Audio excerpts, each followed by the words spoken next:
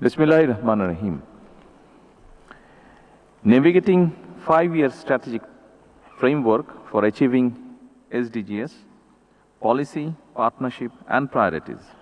শীর্ষক জাতীয় সম্মেলন 2026-এর উদ্বোধনী অনুষ্ঠানের সম্মানিত সভাপতি, মন্ত্রী পরিষদের সদস্য এবং উপদেষ্টাবৃন্দ, জাতীয় সংসদ সদস্যবৃন্দ, members of the diplomatic corps, development partners, বেসরকারি খাতের প্রতিনিধি, এনজিও, সুশীল সমাজের প্রতিনিধিবৃন্দ এবং উপস্থিত সুধীমণ্ডলী, আসসালামু আলাইকুম।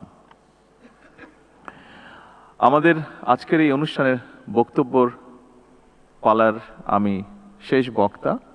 আমার আগে যারা বক্তব্য দিয়েছেন মোটামুটিভাবে সব কিছুই আলোচিত হয়েছে, তবে যেহেতু একটি অত্যন্ত গুরুত্বপূর্ণ বিষয়, সেজন্য আমি খুব সংক্ষেপে আমার কিছু মতামত আপনাদের সামনে তুলে ধরতে চাই।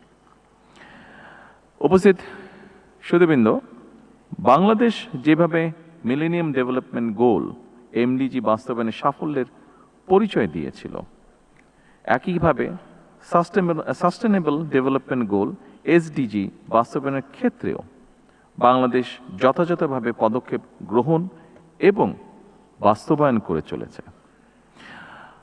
আপনারা নিশ্চয়ই লক্ষ্য করে থাকবেন, এসডিজির প্রতিপাদ্য নো ওয়ান লিভ বিহাইন্ড, কিংবা কাউকে পিছনে ফেলে নয়। এই মূলনীতির সঙ্গে বর্তমানের সরকারের জননীতিরও মিল রয়েছে। সকল শ্রেণী, পেশা তথা জনগণের স্বার্থ নিশ্চিত করার লক্ষ্যে বর্তমান সরকারের নীতি হচ্ছে সবার আগে বাংলাদেশ। বিএনপির জননীতির দিকে লক্ষ্য করলেই একটা বিষয় স্পষ্ট হয়ে উঠবে সবার কাছে। সেটি কি? সেটি হচ্ছে সকল সময় বিএনপির সকল পরিকল্পনা ছিল এবং কর্মসূচি ছিল জনবান্ধব। যেমন দেশ এবং জনগণের উন্নয়নে আমরা যা এখানে উপস্থাপিত একটি ডকুমেন্টারিতেও দেখেছি,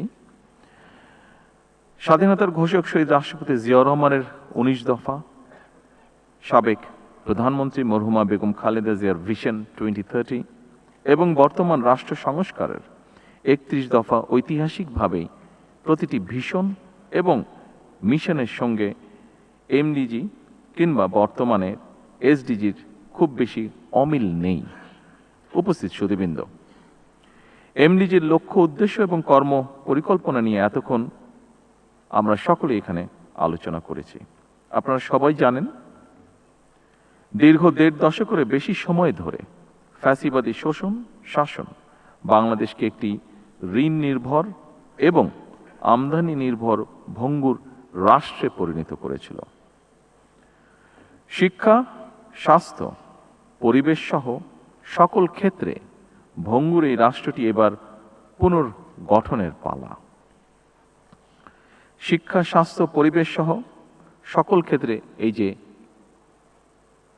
পুনর্গঠনের এই পালা, দেশ এবং পুনর্গঠনের এই যাত্রা পথে অবশ্যই এসডিজির গুরুত্বপূর্ণ ভূমিকা অনস্বীকারযোগ্য।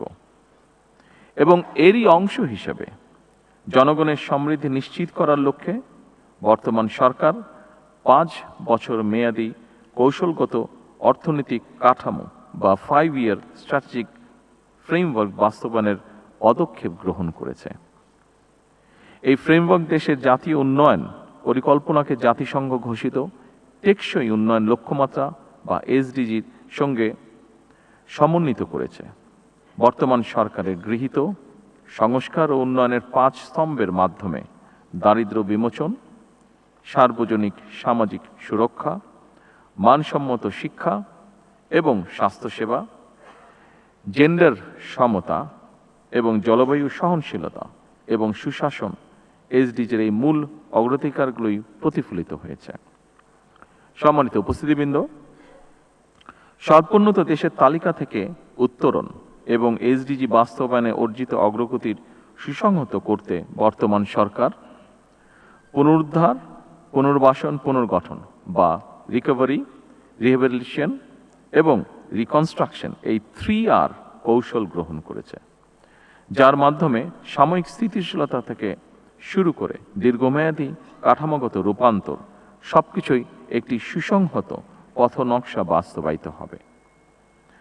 জনগণের রায় বর্তমান সরকার গত 17 ফেব্রুয়ারি সরকার গঠনের পরদিন থেকেই নারীর সামাজিক এবং অর্থনৈতিক ক্ষমতায়ন নিশ্চিত করতে ফ্যামিলি কার্ড, কৃষকের স্বার্থ রক্ষায় কৃষক কার্ড, জনস্বাস্থ্য এবং চিকিৎসা সেবা সহজ করতে ই হেলথ কার্ডের মতন একাধিক সামাজিক সুরক্ষা কর্মসূচি বাস্তবায়ন প্রক্রিয়া চলমান রয়েছে।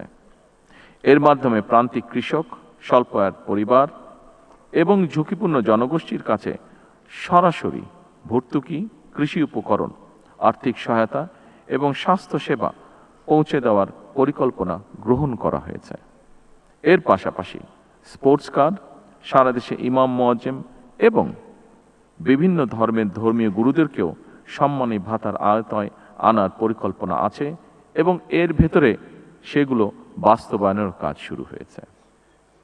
অর্থাৎ কোনো না কোনো উপায় দেশের প্রতিটি শ্রেণী পেশার মানুষের কাছে সরকারের সহায়তা নেটওয়ার্ক বিস্তৃত হচ্ছে ধীরে ধীরে। এভাবে চলতি মেয়াদের মধ্যেই পর্যায়ক্রমে সম্ভাব্য প্রতিটি নাগরিককে সামাজিক সুরক্ষা বলয় এবং অর্থনৈতিক সহায়তা কাঠামোর আওতায় আনার পরিকল্পনা এবং বাস্তবায়নের সুচিন্তিত পথনকশা সরকারের রয়েছে।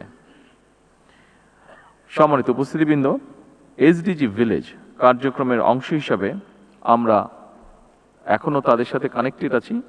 বাংলাদেশের 3টি জেলার 3টি উপজেলায়, যেমন রাঙামাটি কাপ্তাই উপজেলার মিতিঙ্গাছড়ি, খুলনার দাকপ উপজেলার পানখালী এবং দিনাজপুরের বোচাগঞ্জ উপজেলার নাফনগর, এই 3টি গ্রামকে এসডিজি স্থায়ীকরণের একটি পাইলট মডেল হিসেবে প্রাথমিকভাবে বাছাই করা হয়েছে।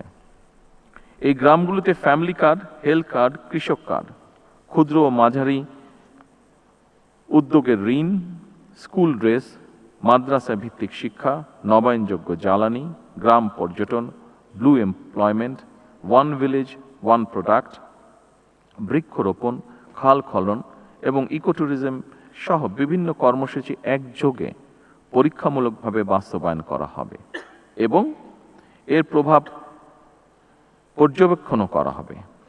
এই উদ্যোগের সাফল্যের ভিত্তিতে ভবিষ্যতে সারা দেশের অন্যান্য গ্রামেও এই মডেল সম্প্রসারিত করার পরিকল্পনা রয়েছে সরকারের।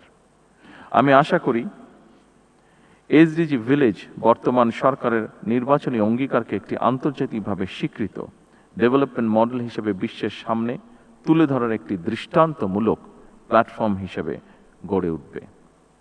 সম্মানিত উপস্থিতিবৃন্দ, কোনো একক মন্ত্রণালয় বা বিভাগের মাধ্যমে এসডিজি বাস্তবায়ন সম্ভব নয়। এর সফল বাস্তবায়নের জন্য প্রয়োজন সরকার, বেসরকারি খাত, উন্নয়ন সহযোগী, এনজিও, সুশীল সমাজ, গণমাধ্যম এবং প্রতিটি নাগরিকের সম্মিলিত সহযোগিতা। আমি আশা করি 3 দিনের এই সম্মেলনে প্রতিটি সমন্বয়কারী মন্ত্রণালয় ও বিভাগ তাদের অভীষ্ট ভিত্তিক অগ্রগতি, চ্যালেঞ্জ ও ভবিষ্যৎ করণীয় নিয়ে আলোচনার মাধ্যমে বাস্তবসম্মত এবং সময় উপযোগী কর্মপরিকল্পনা ও পদক্ষেপ গ্রহণ করবেন। আগামী দিনের কর্মপরিকল্পনায় কয়েকটি মৌলিক বিষয়ে সরকারের দৃষ্টিভঙ্গি স্পষ্ট। একটি গণতান্ত্রিক রাষ্ট্র যেখানে থাকবে অবাধ নির্বাচন, আইনি শাসন এবং প্রাতিষ্ঠানিক জবাবদিহিতা। একটি মানবিক রাষ্ট্র যেখানে স্বাস্থ্য, শিক্ষা ও নাগরিক অধিকার হবে সার্বজনীন এবং একটি কল্যাণ রাষ্ট্র যেখানে প্রতিটি নাগরিকের অর্থনৈতিক সুযোগ ও আন্তঃপ্রজন্ম ন্যায্যতা নিশ্চিত থাকবে। সম্মানিত সকল উপস্থিতিবৃন্দ, সবশেষে আমি প্রধানমন্ত্রীর কার্যালয়ের এসডিজি বিষয়ক মুখ্য সমন্বয়ক এবং গভর্নেন্স ইনোভেশন ইউনিট এবং বাংলাদেশ পরিকল্পনা কমিশনের সাধারণ অর্থনীতি বিভাগকে এমন একটি জনগুরুত্বপূর্ণ সম্মেলন আয়োজনের জন্য আন্তরিকভাবে ধন্যবাদ জানাই।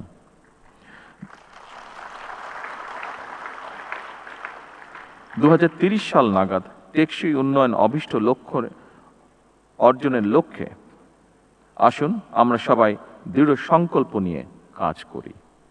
আমি জাতীয় সম্মেলনে সাফল্য কামনা করে এসডিজি ভিলেজ কার্যক্রমের উদ্বোধন আনুষ্ঠানিকভাবে ঘোষণা করছি। ধন্যবাদ। আল্লাহ হাফেজ।